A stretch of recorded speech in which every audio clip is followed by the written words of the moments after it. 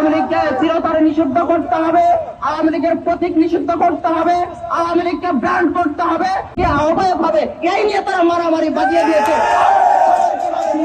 আমাদের খবর কিভাবে নিবে, আমাদের খবর কিভাবে নিবে, ঠিক কিনা বলে? আমার হাসনাত আব্দুল্লাহ ভাই, আপনার কাছে একটু আমাদের দাবি বেশি, কারণ আপনার মাথায় মাঝে মাঝে আমরা টুপি দেখতে পাই। এই জন্য আপনার মাথায়, আপনার কাছে আমাদের আবেদন বেশি। আপনি ঢাকাতে আসেন, কি বলতে চান স্পষ্ট করে আমাদেরকে বুঝিয়ে দেন, আমরা রাজপথ ছেড়ে দিব।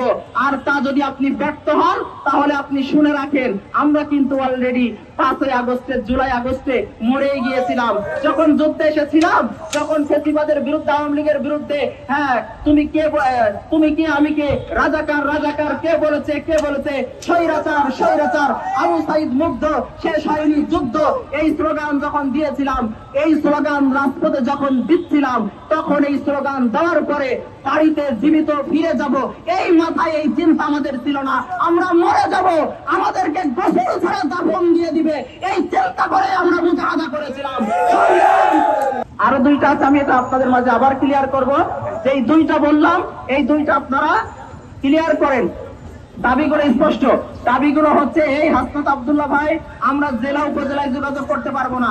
এখানে আমরা আপনার শাহবাগে উপস্থিত হয়েছি, শাহবাগে আপনাকে আসতে হবে, আমাদের দাবি পূরণ করতে হবে। এরপরে আপনি কি বলতে চান বলবেন। আর যদি তা না হয়, আমরা শাহবাগ থেকে বাংলা মোটর যে সেখানে গণমিছিল করব, আপনাদের কার্যালয়ে আমরা ঘেরাও করব, ঠিক কিনা বলেন?